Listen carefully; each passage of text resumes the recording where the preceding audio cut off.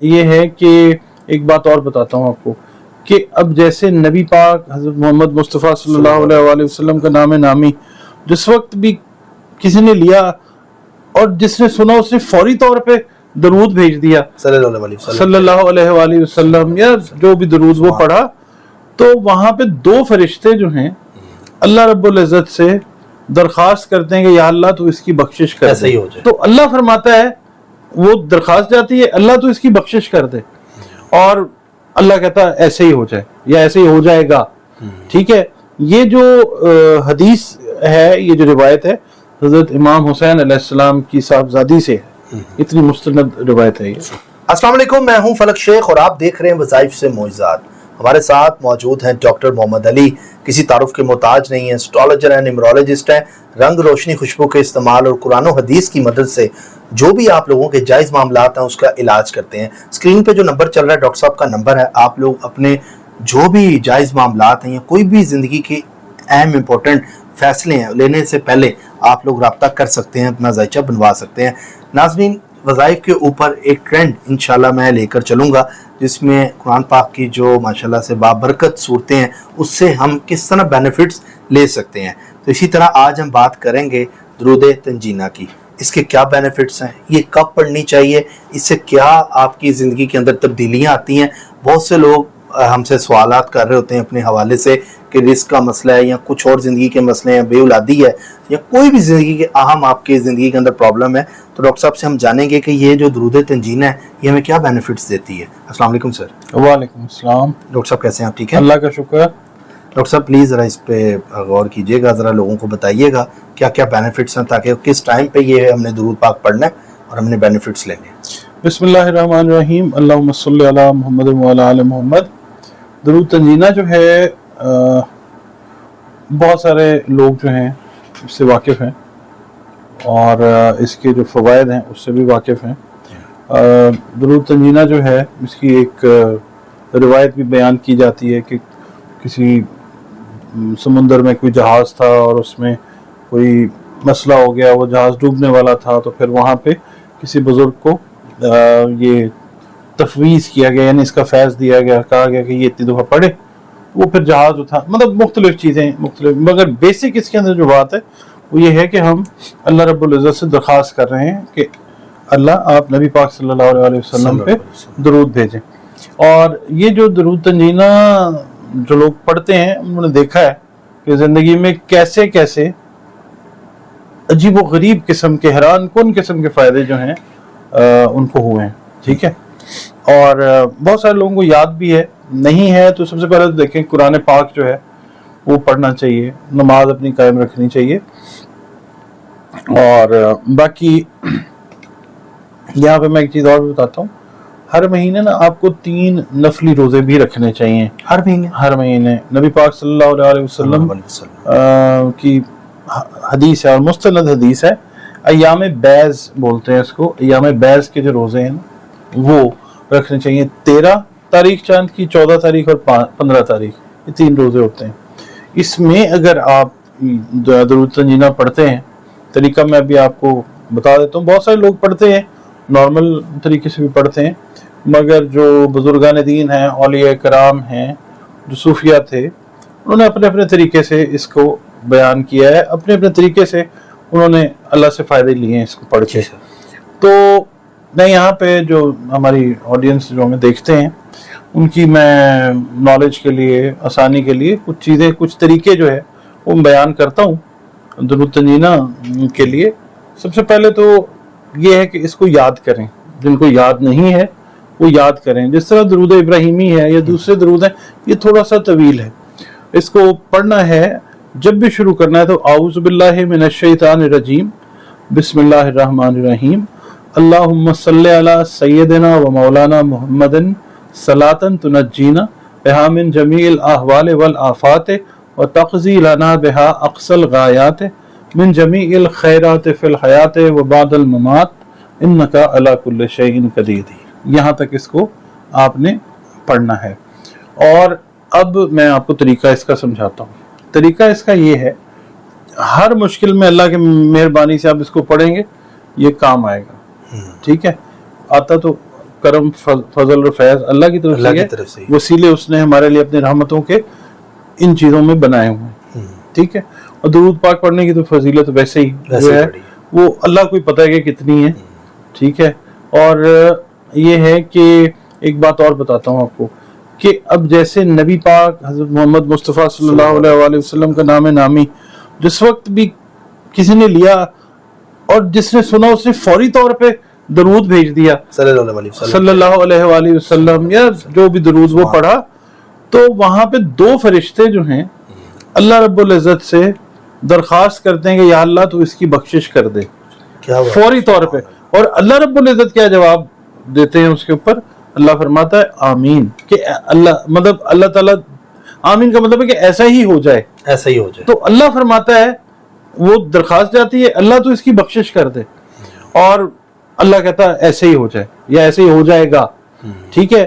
یہ جو حدیث ہے، یہ جو روایت ہے حضرت امام حسین علیہ السلام کی صاحبزادی سے ہے، اتنی مستند روایت ہے یہ. اچھا، درود تنجینہ کی ہم بات کر رہے تھے، تو آپ نے کوئی مثال کے طور پہ آپ کی کوئی مطلب ہے کوئی حاجت ہے، کوئی دینی حاجت ہے، مثال کے طور پہ آپ چاہتے ہیں کہ کوئی حج پہ چلے جائیں، عمرے پہ چلے جائیں، زیارات پہ چلے جائیں، یا آپ کوئی بھی آپ کی دین سے ریلیٹڈ جو حاجت ہے، اس کے لیے آپ نے کیا کرنا ہے کہ نماز عشاء کے بعد آپ نے مطلب وضو وغیرہ کیا ہوا پاک صاف حالت میں، تو آپ نے نماز عشاء کے بعد پہلے تو 2 نفل جو ہیں قضاء حاجت کے پڑھ لینے ہیں، ٹھیک ہے، دینی حاجت ہے یا وہ دنیاوی کے اوپر میں بعد میں آتا ہوں.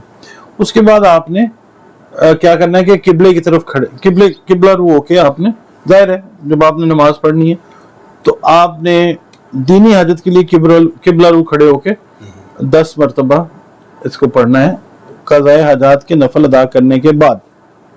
اچھا، 10 مرتبہ عشاء کی نماز کے بعد 10 مرتبہ آپ پڑھیں، پھر دعا کریں. یہ سورہ تنجینہ جو ہے، سورہ نہیں درود تنجینہ ہے یہ. آپ نے بلکہ انٹرو میں بھی کہا تھا درود تنجینہ، صورتوں کے اوپر بھی ہم کریں گے انشاءاللہ. قرآن پاک کی یہ درود ہے، ٹھیک ہے، اس پہ بھی کریں. درود کوئی بھی ہے تو وہ بڑا برکت والا. اچھا، بہرحال آپ اب کھڑے ہو جاتے ہیں قبلہ رو، یہ دینی حاجات کے لیے. اگر آپ کی کوئی دنیاوی حاجات ہے، مثال کے طور پہ آپ کو دولت چاہیے، یا آپ کو قرض ادا کرنا ہے، یا آپ کو ملازمت چاہیے، ترقی چاہیے، پھر آپ نے جنوب کی طرف منہ کر کے کھڑے ہو جانا. اچھا، مصلے پہ ہی نا جنوب کی طرف منہ کر کے کھڑے ہونا، 10 دفعہ پڑھنا. آپ 3 دن 5 دن 7 دن جو ہے وہ پڑھیں اس کو. اچھا، پہلے دن آپ نے پڑھا نا 10 دفعہ، اگلے دن آپ نے 20 دفعہ پڑھنا ہے. اچھا، اس سے اگلے دن آپ نے 30 دفعہ پڑھنا ہے. یہ عشاء کی نماز کے بعد، عشاء کی نماز کے بعد. ٹھیک ہے، ٹھیک ہے. چوتھے دن آپ نے 40 دفعہ پڑھنا ہے، 5ویں دن 50 دفعہ پڑھنا ہے، 6ٹھے دن 60 دفعہ پڑھنا ہے، 7ویں دن 70 مرتبہ پڑھنا ہے. ٹھیک ہے. اس کو آپ چاہیں تو 21 دن تک میکسیمم پڑھ سکتے ہیں، تو وہ اس میں پھر تعداد اتنی ہی ہوتی جائے گی، ہر دن آپ نے 10 کا اضافہ کرتے جانا ہے. اچھا، ٹھیک ہے سر. یہ آپ کو میں نے ڈائریکشنز بھی بتا دیں. دینی کے لیے قبلہ رو، دنیاوی کے لیے جنوب کی طرف آپ نے منہ کر لیا.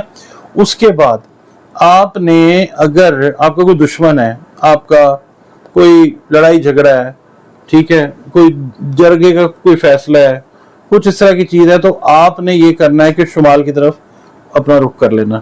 ٹھیک ہے، اسی طرح کرنا.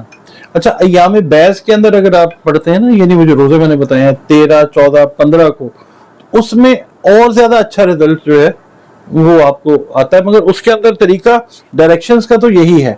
ٹھیک ہے. اچھا، پھر ایک چیز اور ہے، کسی روٹھے ہوئے کو منانا ہے، آپ نے اپنی طرف مائل کرنا ہے، اپنی محبت میں آپ نے لے کے آنا ہے، تو آپ نے پھر شمال کی طرف رخ کرنا. ٹھیک ہے. اور یہی جیسے آپ نے طے کھڑے ہو کے 10 دفعہ. ہاں. اچھا، یہ اگر ایام بیس میں اگر آپ نے روزے رکھے ہیں، روزے بھی رکھے ہیں، روزے بھی رکھے ہیں، یعنی 13 14 15 تاریخ کو روزہ رکھ لیا آپ نے چاند کی، اس میں صرف آپ 3 دن یہ کام کریں. ٹھیک ہے. اس میں کرنا آپ نے یہ ہے، ایام بیس کے اندر آپ نے یہ کرنا ہے کہ 100 مرتبہ آپ نے اس کو پڑھنا ہے. اور کوشش یہ کریں آپ کہ دین سے ریلیٹڈ یا حصول دولت سے ریلیٹڈ جو معاملات ہیں نا، ایام بیس کے اندر آپ اگر اس سے ریلیٹڈ کام کر لیتے ہیں، یا حب سے ریلیٹڈ کوئی کام ہے وہ آپ کر لیتے ہیں، اس میں ڈائریکشن آپ نے صرف قبلہ رخی رکھنی ہے، کیونکہ ایام بیس کا ایک اپنا ویٹیج ہے. ٹھیک ہے. ٹھیک ہے. آپ جب روزہ رکھتے ہیں نا، اس کا ایک اور सिनेरियो है, और नॉर्मल डेज के अंदर जब आप पढ़ रहे हैं तो फिर आपको डायरेक्शंस चेंज करनी पड़ती हैं। ठीक है। 3 दिन अगर आप कर रहे हैं उसके अंदर तादाद 100 दफा है इसकी। हाँ, नमाज इशा के बाद, नमाज इशा के बाद 100 मरतबा आपने, यानी 3 दिन में 100 100 और 100। और ये खड़े होके हमने किबला की तरफ खड़े होना ना। हाँ आपने, अच्छा जो लोग मिसाल के तौर पे खड़े नहीं हो सकते, जो लोग नमाज ही प्रॉपर नहीं पढ़ सकते, उनके लिए यही है कि वो जिस पोजीशन में नमाज पढ़ते हैं उसी पोजीशन में वो किबला रू होके बैठ के पढ़, हाँ, रोजा के रख सकते हैं, ठीक है। नहीं तो अय्याम बैस के अंदर वो लोग सिर्फ ये 100 दफा करें जिन्होंने रोजा रखा है, ठीक है। वरना ये है कि जो लोग बैठ के नमाज पढ़ते हैं या लेट के खुदा ना खास्ता पढ़ते हैं, प्रॉपर तरीके से नहीं पढ़ सकते, तो वो फिर जो लेटने वाले हैं तो वो तो डायरेक्शन अपनी वही रखें। जो बैठने वाले लोग हैं वो कुर्सी पे बैठ रहे हैं या जिस चीज पे, वो अपना रुख जो है वैसे वैसे अपनी हाजत के हिसाब से उस सिमत की तरफ मोड़ लें, ठीक है।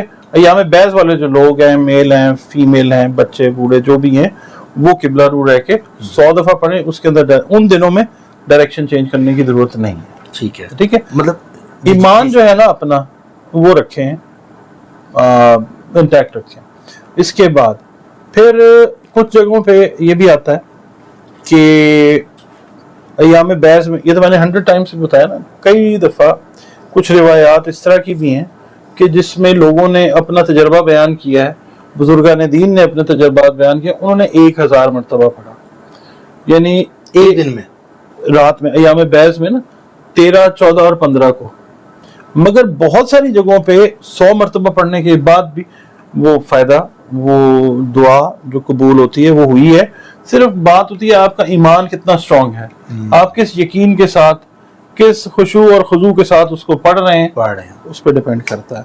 तो ये है कि ये आपने तोहफतन, हदियतन, नजरानतन नबी पाक सल्लल्लाहु अलैहि वसल्लम को ही आपने तोहफा भिजवाना है ना, तो जिस तरह पढ़ेंगे हर नमाज के बाद, आप मिसाल के तौर पे इशा की नमाज के बाद कर लें, अगर रोजाना की रूटीन बना लें कि आप 100 दफा पढ़ें इसको, तो फिर जिंदगी में और तरह की चेंजेस आती हैं। क्या बात है, बहुत जबरदस्त। सर कोई जॉब के लिए परेशान अगर है, कर्ज मतलब फंसा हुआ है, तो वो भी ये मैंने वो कर दिया, कर सकता है। जी जी मैंने बताया पढ़ने। अच्छा अय्याम बैस के अंदर भी ना, जिसके अंदर मैंने 100 दफा भी कहा है, पढ़ना चाहें तो पढ़ सकते हैं, जो जिसका जितना इश्क है 1000 दफा पढ़ना चाहें तो भी ठीक है। उसके लिए भी आपने कज़ाए हाजत के नफल पढ़ने हैं, तो उसके बाद आपने, उसके अंदर सिर्फ जो फायदा है वो ये कि आपको डायरेक्शंस चेंज करके नहीं पढ़ना पड़ना, आपने सिर्फ किबला रू रह के।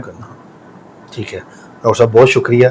इस तरह की इंफॉर्मेशन जो है लोगों को इंशाल्लाह इस वज़ाइफ से मोइज़ात पे नदीम लतीफ़ ऑफिशियल से हम आगे देते रहेंगे फर्दर, ताकि आप लोगों नाजरीन इस तरफ भी आएँ और इससे भी बेनिफिट्स। अल्लाह से जुड़ने में काम है जी, असल काम बिल्कुल ऐसा ही, अल्लाह से जुड़ना चाहिए सारों को। बिल्कुल। और ज़रूर इसको आपने करना है और हमें फीडबैक कमेंट्स में ज़रूर देना है और बताना है कि आपकी लाइफ के अंदर जो चेंजिंग है, जो प्रॉब्लम्स चल रही हैं लोगों की, उसका इंशाल्लाह हल कुरान पाक में ही है। अपना ख्याल रखिएगा, मिलते हैं अगली वीडियो में। अल्लाह हाफ़िज़। अल्लाह